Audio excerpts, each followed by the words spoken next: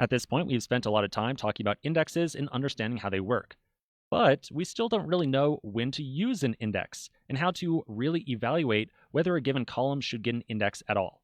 So we're going to start to change that in this section. We're going to start to focus a lot more on how to evaluate what makes a good query and what makes a bad query, and how we can fix a query or make it better at least a little bit by creating an index. The first thing we're going to do is better understand how Postgres handles queries that we hand off to it. So let's take a look. All right, so big diagram right here. I'm going to zoom in at the very top. So we're going to imagine what happens when we feed a query like this into Postgres. So select star from users where username is Allison14.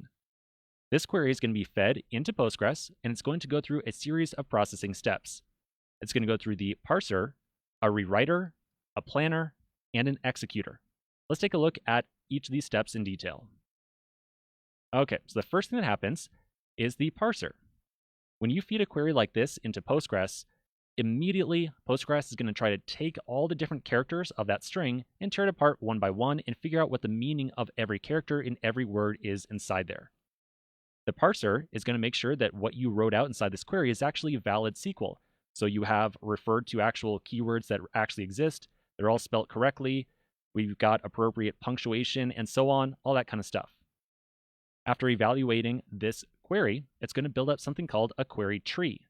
The query tree is essentially a programmatic description of the query that you are trying to run.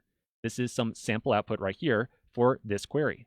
So I'm going to zoom in and we'll take a closer look at it.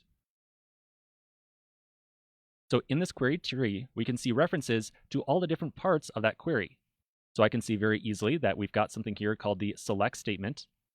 It looks like we are trying to refer to all the different columns that are going to come out. So we've got a reference to star right there. Here's our from clause, where we are trying to pull some information out of a user's relation, essentially the user's table. Here's the where clause. We're trying to do a comparison using equals. Oh, actually the equals is that part right there. And we are trying to compare between the username and the string Allison14. So again, this is referred to as the query tree, and it breaks apart the entire query that you feed in into these more kind of logical steps that can be understood by a computer program. Once the query tree has been written, it's then handed off to the rewriter. The rewriter is going to take a look at the query tree and possibly make little modifications to it if Postgres thinks that certain parts could be executed a little bit more efficiently. However, what happens much more frequently is it applies the idea of views to the query tree itself. Now, we're not going to worry about what views are just yet. We are going to cover views very shortly. But when we talk about views, we'll kind of come back to this topic and discuss what this little box right here really means. Essentially, the rewriter is going to take the query tree and just make a couple of small adjustments to it. After that, the query tree is going to move on to the planner.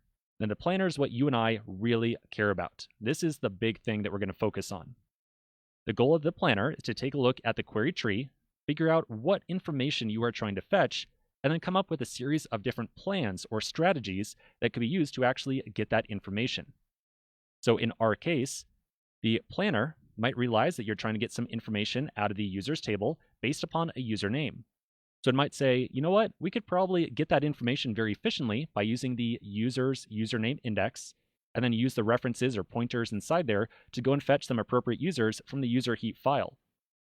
The planner might also come up with a plan where it says, you know what, rather than using the index, we could just go into the user table directly, fetch all the different users, and do a one-by-one search through them. After coming up with all these different plans, the planner is going to evaluate which one it thinks is going to actually execute the fastest, and then choose that plan to actually run. Now, the actual strategy or what actually goes on behind the scenes to figure out which of these different plans is the most efficient is something that we're going to go into in great detail in the next couple of videos. After the planner decides on what the most efficient strategy is, it is handed off to the executor, which is going to actually run the query. The executor gets a number of rows, and that's it. That's the entire process. So again, out of all this, the planner is a thing that you and I have generally a lot of influence over.